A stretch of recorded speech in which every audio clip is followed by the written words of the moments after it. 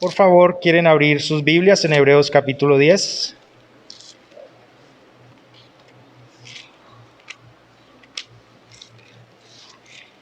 Y vamos a sostenernos ahí porque he aquí es el texto, capítulo, pasaje clave para nuestro sermón hoy. Y antes de continuar con cualquier otra palabra, vamos a orar.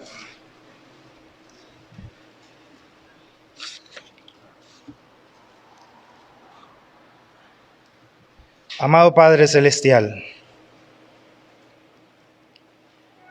gracias por el privilegio de estar aquí hoy,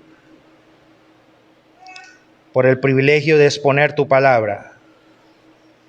Como siempre, Señor, reconociendo mi incapacidad, pido tu ayuda.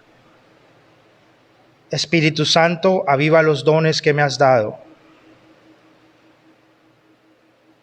Ayúdame a exponer lo que me has enseñado, lo que he estudiado. Úsalo, Señor, para edificar a tu pueblo. Y si hay alguien aquí que no sea de tu pueblo, llámale, Señor, e incorpórale por el Evangelio. Dale arrepentimiento, dale fe.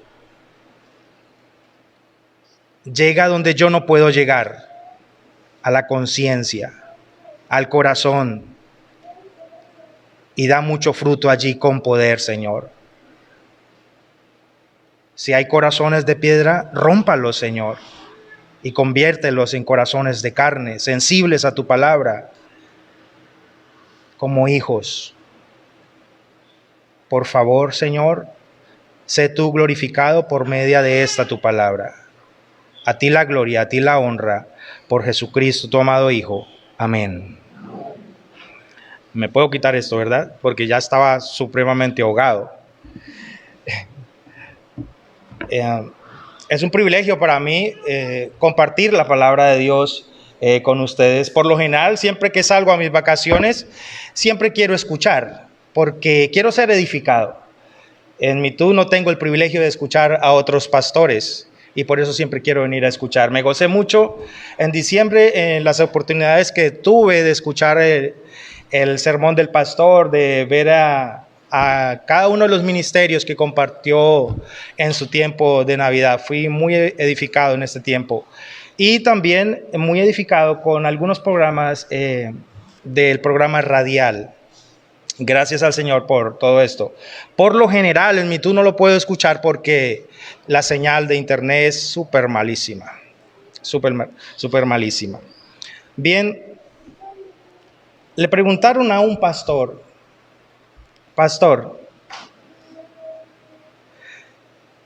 si usted fuese lanzado a una selva, a un desierto o a un lugar donde usted esté solo, y si le dieran el privilegio no de llevar la Biblia, sino de llevar un solo libro de la Biblia, ¿qué libro llevaría? Y la pregunta es para ustedes también. Claro que no tienen que responder, ¿no? Conociendo las personas, a este pastor que le hicieron esta pregunta, ellos dijeron, ya sabemos cuál. Seguramente él va a decir que la carta a la iglesia en Roma, es decir, Romanos. El pastor dijo, no, yo sé que están pensando ustedes, pero esa no es la carta que yo llevaría. Yo llevaría la carta de Hebreos. ¿Cómo así, pastor, si usted es un teólogo especializado en Romanos? Él dijo, sí, conozco lo que dice Romanos, pero no resume tanto la Biblia, el Antiguo Testamento, como lo resume Hebreos. Es un privilegio. Y tuve el privilegio de enseñar el año pasado, allí en Mitú, toda la carta a los Hebreos. Mi último sermón fue el capítulo 13. Gracias al Señor por este privilegio. Entonces, quiero compartirles uno de esos sermones que prediqué allí en Mitú y está en el capítulo 10 de la carta a los Hebreos. Por eso les pedí el favor de que se ubicaran allí. Entonces el pastor continuó diciendo, dice, porque es que allí se resume toda la Biblia, es una exposición completa del antiguo pacto, donde se nos habla de Cristo como Dios y como creador del universo entero, donde se nos habla de la divinidad de la Trinidad en igualdad, en divinidad y en sustancia. Es decir, a lo último dijo, él concluyendo todo lo que decía, dijo, es porque allí encuentro con más claridad a Jesús, mi Señor, mi Rey y Salvador, en toda su obra completa para mi salvación. Entonces, como podemos ver en la carta a los Hebreos, también encontramos un énfasis muy marcado en la superioridad de Cristo sobre los ángeles. Esto porque el tema de los ángeles era muy importante a los judíos, quienes son los destinatarios de esta carta, ¿verdad? Y también entonces se le recuerda a estos hermanos aquí en la carta a los Hebreos de que los ángeles son ministros de parte de Dios, las huestes celestiales angelicales no caídas. Son servidores de Dios dedicadas por Cristo mismo al servicio de la iglesia. Y es aquí donde el Espíritu Santo lanza ese pincelazo en el versículo 14 y dice, ¿no son todos espíritus ministradores enviados para servicio a favor de los que serán herederos de la salvación? Y estudiando un poquito acerca de este tema de los ángeles, a propósito, nosotros somos ingratos en este tema. Y también dijo el mismo pastor que le preguntaron, exponiendo esta carta, dijo, no he escuchado a un pastor, a un líder de la iglesia y a ningún cristiano en sus oraciones dando gracias a Dios por el ministerio de los ángeles a nuestro favor. No he escuchado a ninguno. Es verdad, nosotros no podemos ver los ángeles y tampoco podemos señalar puntualmente la ayuda que Dios nos ha prestado, cómo nos ha guardado por medio de ellos en el transcurrir de nuestras vidas, pero tal vez en la eternidad nos será revelado, tal vez en la eternidad nos será revelado. Ahora, si ustedes quieren conocer un poquito más en cuanto a este tema de los ángeles, lo cual hace énfasis el Espíritu Santo aquí en la carta a los Hebreos, necesitamos estudiar el libro de los Hechos de los Apóstoles. Y solo una cita. Vemos en Hechos capítulo 12, versículo 6, donde un ángel enviado de Dios, se aparece a Pedro y le dice, envuélvete en una sábana. Y pasó la primera y la segunda guardia sin ser visto. Claro está que como la palabra de Dios está completa, ¿no? Ya si ustedes escuchan alguna voz por ahí, mejor salgan corriendo, no van a hacer ciertas cosas, porque ya la palabra de Dios está completa, no hay necesidad de escuchar voces por ahí, no. Para escuchar a Dios necesitamos leer la Biblia. Y alguien dijo, ¿quiere escuchar a Dios más cerca? Entonces léela en voz alta. Una cosa más. Para poder entrar de lleno en nuestro sermón. También notamos en la carta a los Hebreos que la fe de ellos, de los hermanos allí, estaba debilitándose. Ellos necesitaban ser fortalecidos por la palabra de Dios. ¿Por qué? Porque estaban perseguidos, pasando por grandes tribulaciones y algunos de los miembros de la iglesia se encontraban negando la fe. Y entonces es donde el Espíritu Santo revela al escritor el capítulo 11 y muestra que en gran tribulación, es la galería de la fe, ¿no? Muestra a los cristianos de la antigüedad, de los antiguos, cómo vivieron en la esperanza que tenía del amor eterno de Dios y cómo pasaron por lo que pasaron, tanto así que al final del capítulo 11 dice que algunos murieron aserrados, apedreados, pero gozosos en el Señor, porque les esperaba una patria mejor. Ahora, aún así, en medio de gran tribulación y por todo lo que estaban pasando, no faltó la exhortación. Tanto así que podemos ver desde el capítulo 2, del 1 al 4, cuando dice, mira, ustedes tienen que cuidar con diligencia la salvación que se les ha dado. Esto no quiere decir que una vez lo que Dios nos da no lo quita o tal vez perdemos la salvación. No quiere decir eso. Ese es otro contexto. Y también exhorta en el capítulo 5 a los hermanos que estaban allí sufriendo. Les exhorta y les dice, mira, ustedes ya deberían ser maestros, pero tienen necesidad de leche en lugar de alimento sólido. Y muchas más exhortaciones. Dice, mira, no dejen de congregarse. En medio de gran tribulación viene la exhortación. No dejen de congregarse, y termina el capítulo 12 diciendo, sométanse a sus pastores, porque esta es la voluntad de Dios. ¿Qué podemos aprender aquí en esta introducción y en lo que nos trae la carta a los hebreos? Mira, nunca, y graben esto, nunca un cristiano, por más que se encuentre en pruebas, tribulaciones, necesidades, está llamado a cumplir sus deberes como cristiano y como miembro. Y la tribulación, la necesidad, los problemas, la enfermedad, no es ningún permiso o no es ninguna excusa para desobedecer o para dejar de cumplir con nuestros deberes.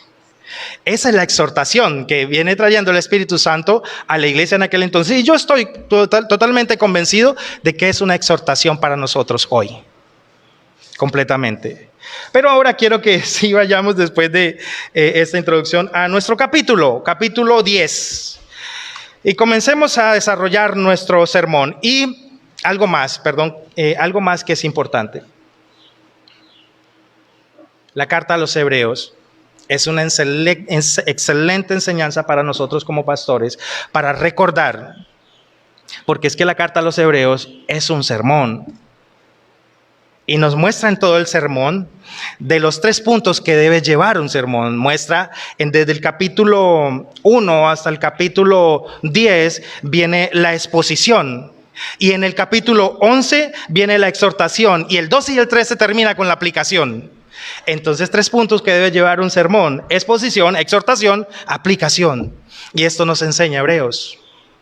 Bueno, por algo el pastor dijo que me quedo con esa carta, ¿no? Ahora vamos a seguir viendo por qué él quiso quedarse con esta carta, por si acaso lo dejaban en un lugar desierto. Hebreos capítulo 10.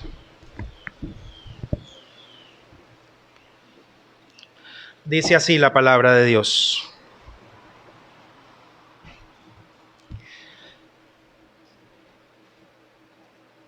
Versículo 1. Porque la ley, teniendo la sombra de los bienes venideros, no la imagen misma de las cosas. Antes de continuar, tenemos que distinguir de qué clase de ley está hablando aquí. Recuerden que el Antiguo Testamento o las Escrituras nos presentan 3 clases de ley: moral, ceremonial y civil. Y entonces tenemos que ver aquí que está hablando de la ley ceremonial, es decir, en cuanto a todos los sacrificios y todas esas cosas que se hacían en el tabernáculo. Entonces dice, porque la ley, teniendo la sombra de los bienes venideros, no la imagen misma de las cosas, nunca puede, por los mismos sacrificios que se ofrecen continuamente cada año, hacer perfectos a los que se acercan. Los adoradores, muchas gracias.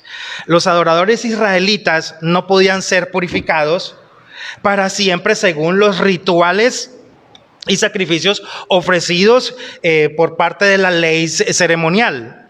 No podían, ni puede, ni tiene el poder para remover la culpa de ellos.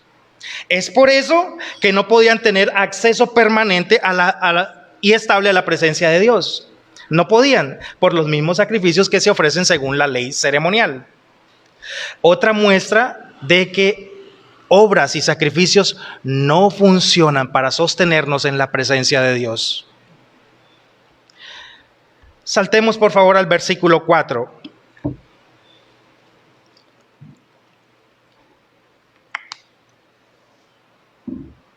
Dice, porque la sangre de los toros y de los machos cabríos no puede quitar los pecados. Qué exposición, ¿no? No puede quitar los pecados. Estos sacrificios no pueden quitar aquello que nos aleja de Dios, nuestros pecados. Y un ejercicio. Vamos, no pierdan el capítulo 10 y retrocedamos un poquito al capítulo 9 y miremos algo muy importante que no podemos pasar o tenemos que enlazarlo con lo que vamos a seguir compartiendo. Y vamos a ubicarnos en el versículo 23.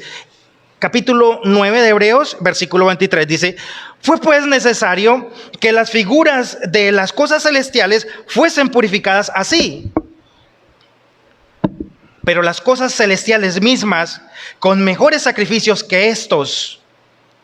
Porque no entró Cristo en el santuario hecho de mano, figura del verdadero, sino en el cielo mismo para presentarse ahora por nosotros ante Dios.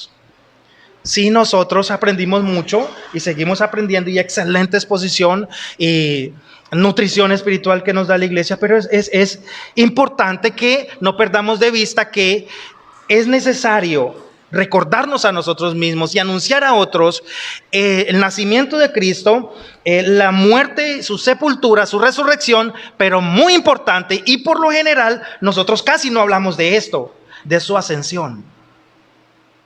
Entonces, ¿para qué ascendió? Miren el versículo al final: para presentarse ahora por nosotros ante Dios. Y mira lo que continúa diciendo, versículo 23: y no para ofrecerse muchas veces, como entra el sumo sacerdote en el lugar santísimo cada año con sangre ajena. 26: de otra manera le hubiese sido necesario padecer muchas veces desde el principio del mundo, pero ahora, en la consumación de los siglos, se presentó una vez para siempre por el sacrificio de sí mismo para quitar de en medio el pecado. Entonces Él ascendió a la presencia del Padre, al lugar santísimo, llevando no sangre ajena, sino su propia sangre, llevándose a sí mismo, presentándose como el sacrificio perfecto que iba a satisfacer las demandas establecidas por Dios para que nosotros pudiésemos ser perdonados. Es decir, Él se presentó en la presencia de Dios por sí mismo para quitar del medio de Dios y nosotros aquello que nos separaba, nuestro pecado. Otra cosa muy importante: Él se presentó allí para cortar con el alejamiento que tenía Dios con nosotros.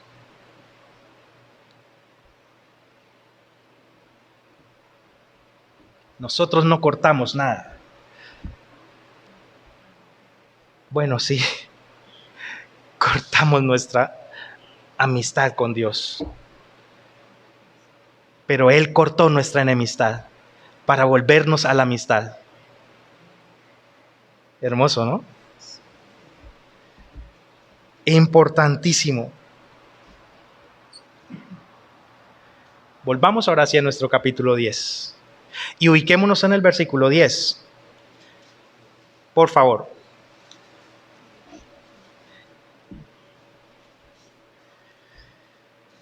Entonces el versículo 10 dice: en esa voluntad somos santificados mediante la ofrenda del cuerpo de Jesucristo, hecha una vez y para siempre.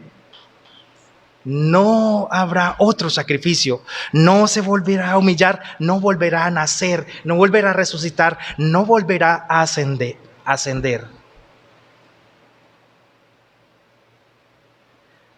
11. Y ciertamente todo sacerdote está día tras día ministrando y ofreciendo muchas veces los mismos sacrificios, que nunca puede quitar los pecados. Pero Cristo, habiendo ofrecido una vez para siempre un solo sacrificio por los pecados, se ha sentado a la diestra de Dios, cesó su obra de redención, una vez presentado en el lugar santísimo en la presencia de Dios. De ahí en adelante,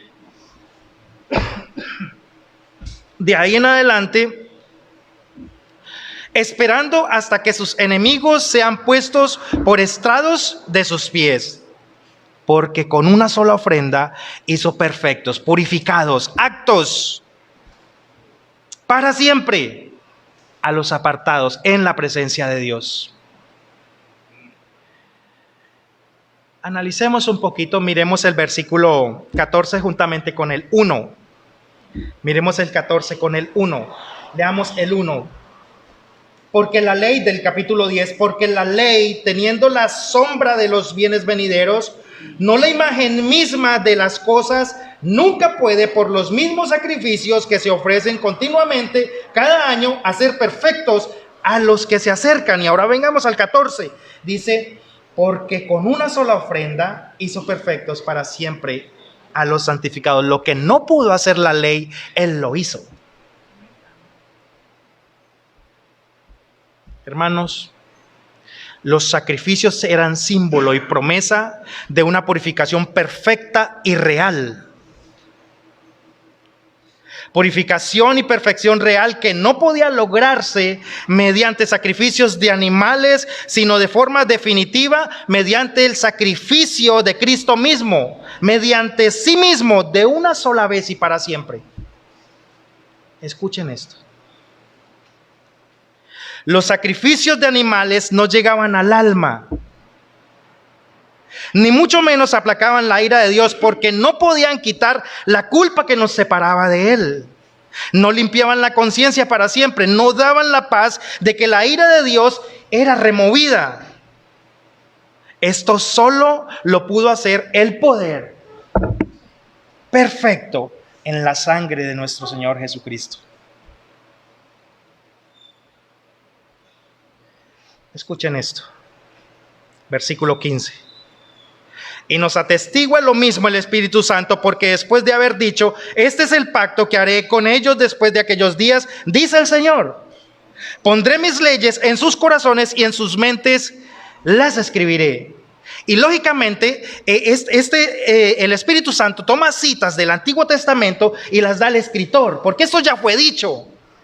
Y estamos hablando de Jeremías capítulo 31 y de Ezequiel capítulo 36, que nuestro hermano Rubén, o no sé quién fue que lo tocó aquí en este púlpito.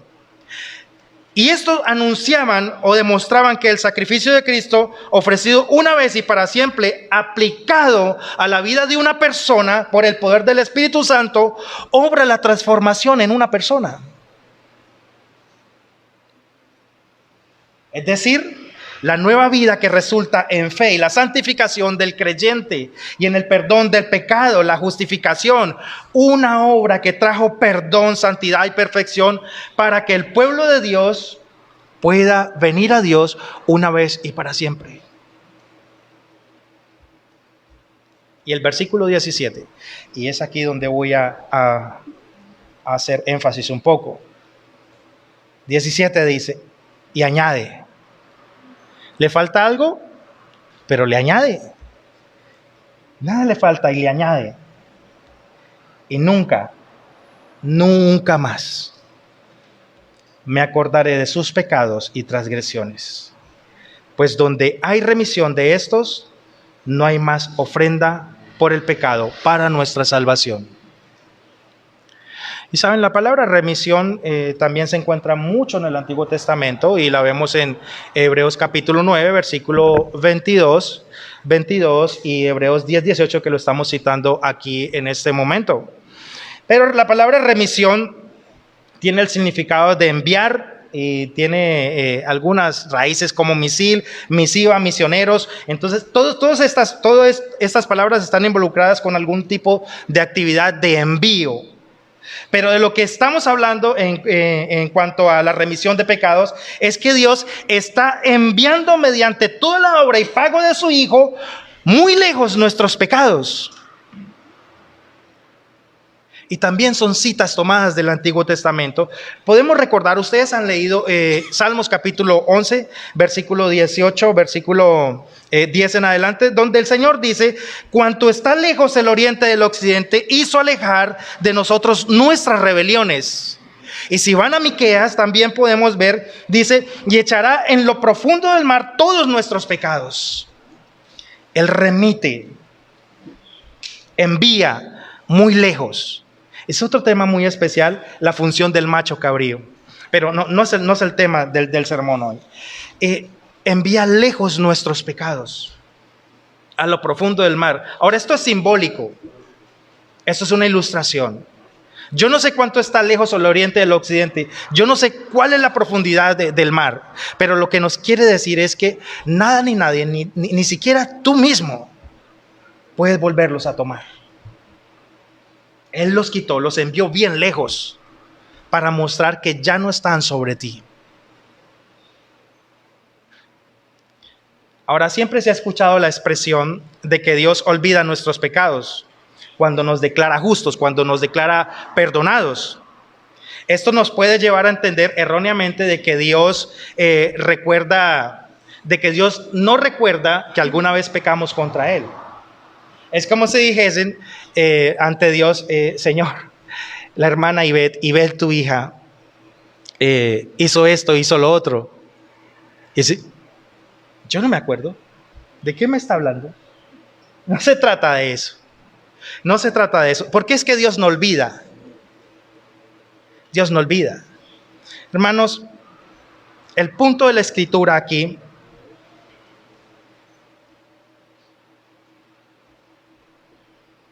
en que Dios nunca más se acordará de nuestros pecados es que Dios nunca más, nunca más, nunca más, nunca más tendrá en contra nuestra nuestros pecados contra nosotros. Nunca más. Todos nuestros pecados están en un acta celestial, sí, esto es verdad, pero Dios ya no los tomará en contra nuestra. Ya todo está perdonado, ya todo está saldado, ya todo está pagado, ya todo fue puesto sobre Cristo. Él llevó nuestra culpa, la culpa fue quitada, ya fueron quitados de nosotros todos nuestros pecados, los cuales nos acusaban y traían la ira de Dios contra nosotros. Lo que nos condenaba ya fue quitado. Lo que nos alejaba ya fue quitado. Ya está cancelada la deuda por Jesucristo.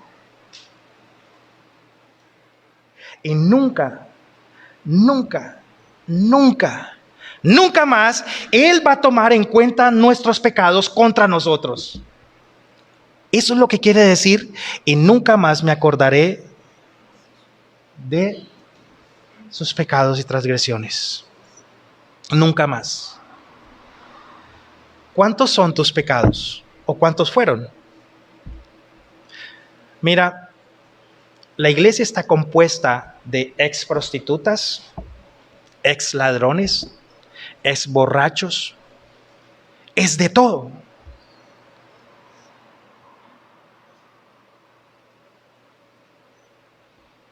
Pero ya fue perdonado. Nueva criatura es. Las cosas viejas pasaron, aquí todas son hechas nuevas. Ya Cristo pagó por eso. Ya Cristo quitó la culpa. Ya Cristo nos purifica. Ya Cristo nos acerca y nos pone allí en la presencia de Dios por la eternidad. Si hay algo que detesto es algunas personas aconsejando a otros, ¿no? ¿No será que tú en el pasado hiciste horrible? O algunos pastores que dicen, eso hay que romper con esas cadenas de pecado que tú traes. ¿Cuáles cadenas de pecado que tú traes? ¿Acaso la obra de Cristo no fue suficiente? Entonces, ¿qué clase de Cristo es en el cual tú crees?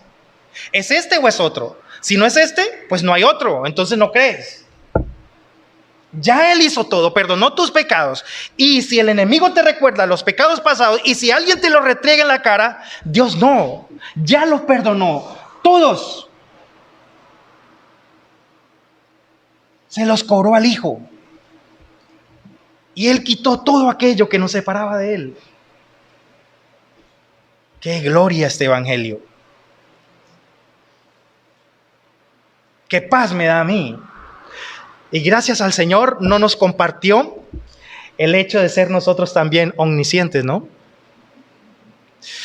Porque tal vez si ustedes viesen mis pecados pasados, saldrían corriendo todos de aquí. Y tal vez nosotros nos miraríamos muy raros, ¿no?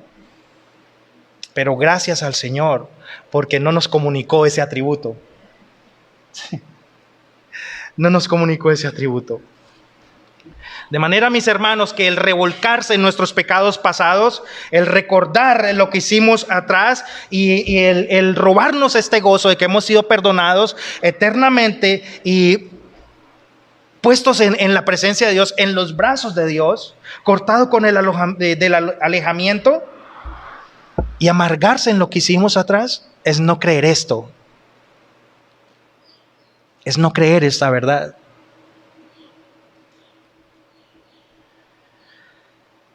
Ahora, ¿qué pasa cuando bajo este perdón la iglesia, los creyentes, pecamos? Porque pecamos. Y pecamos todos los días. Alguien dijo, nos acostamos pecadores, nos levantamos pecadores. Pecamos, ofendemos al Señor todos los días. Pero ¿qué pasa cuando pecamos? Se suma otro más que Cristo tiene que perdonar, ¿cierto? No, ya fue perdonado. Ese también fue perdonado. Fue quitado, fue puesto sobre Cristo. Entonces, ya fueron perdonados nuestros pecados pasados, presentes y futuros. Ahora, como somos tan buenos para malinterpretar las cosas, esto no es licencia para pecar, sino que el que entiende esta verdad se purifica, se santifica a sí mismo y vive por ello. Amados, tenemos que tener muy presente la gravedad del pecado, porque todos pecamos horriblemente y nos hemos tenido que arrepentir con dolor y todos hemos sido disciplinados si eres hijo de Dios. Pero debemos agarrarnos, recordarnos, volver a Hebreos y ver la gloria de la gracia de Dios al otorgarnos perdón eterno. Y ese es el fundamento, el cual debemos pisar y en el cual nos debemos mover y en el cual nos debemos gozar y en el cual debemos pensar. Perdonados por la eternidad. Entonces tenemos que tener presente la gravedad del pecado y toda la desgracia que produce esto. Alguien dijo, nuestros pecados como perdonados, como creyentes, son más graves que los pecados de los incrédulos, porque nosotros pecamos contra más luz.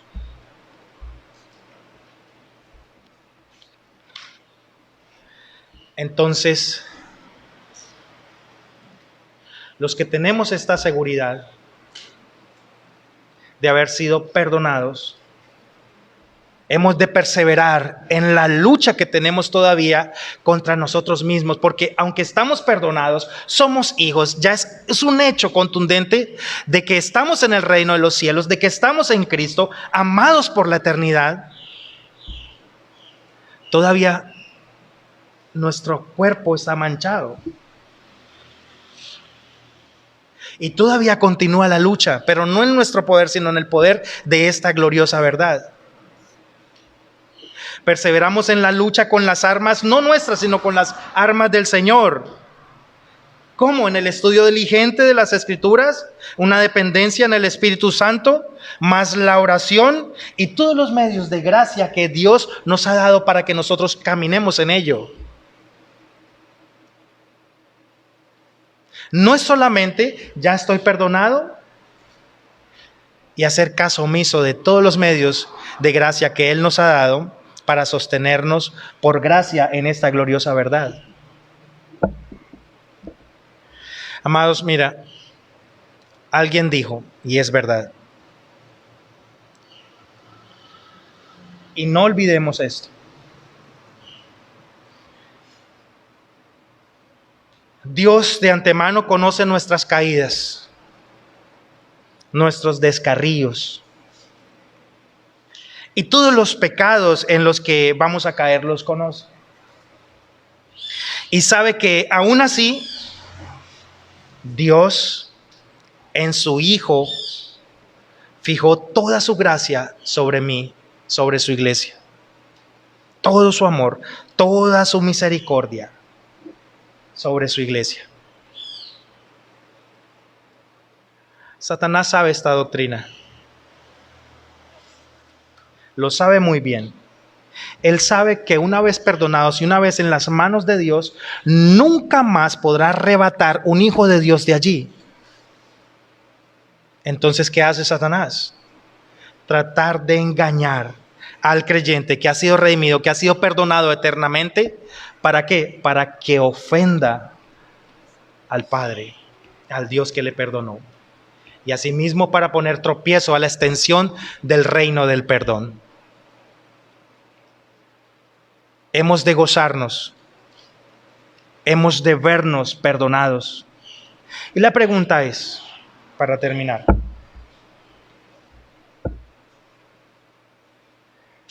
¿cree usted esta verdad? Si usted no cree esta verdad, entonces todavía está bajo la ira de Dios. No es lo que yo he dicho, es lo que las Escrituras dijeron. Entonces necesita ver que Cristo es suficiente para tu perdón. Cristo es suficiente para quitar la ira de Dios que viene sobre ti, sobre usted. Necesitas ver la gracia del Evangelio, que Cristo es el Cordero perfecto, que pagó la muerte, que pagó nuestro pecado, que hizo la obra perfecta, lo que nosotros no podíamos hacer, que Él cumplió la ley a la perfección, que Él es nuestro único y suficiente sustituto, que Él tomó nuestro lugar, que Él sufrió la ira de Dios allí en la cruz para otorgarnos perdón. Cree esto y serás salvo. Y los que ya hemos creído, vivamos en esta verdad y gocémonos en el perdón eterno. Y esforcémonos con más valentía para extender el reino de Dios y para predicar este perdón a otros, para que otros vengan y sean perdonados. Amén. Padre, gracias, Señor, por esta tu palabra que nos da aliento. Gracias, Señor, por tu palabra que nos habla claramente de la obra de tu Hijo y la verdad de tu perdón, Señor, de tu amor, de tu misericordia, que nos empuja, Señor, a caminar con valor, a gozarnos, que nos santifica y que nos lleva a anunciar a otros este evangelio y que nos hace arriesgados y que nos lleva a despojarnos para que tu reino sea extendido. Espíritu Santo, tú eres quien pone la semilla, tú eres quien hace germinar, tú eres, Señor, quien hablas a los corazones y quien llegas a las conciencias. De manera que te pido, Señor, que hagas tú la obra. Por amor de tu santo nombre te lo suplico. Gracias por este grandísimo privilegio de poder hablarles de ti a los hermanos y a los aquí congregados. Son almas preciosas para ti, Señor. A ti sea la gloria y la honra por Jesucristo tu Hijo. Amén y amén.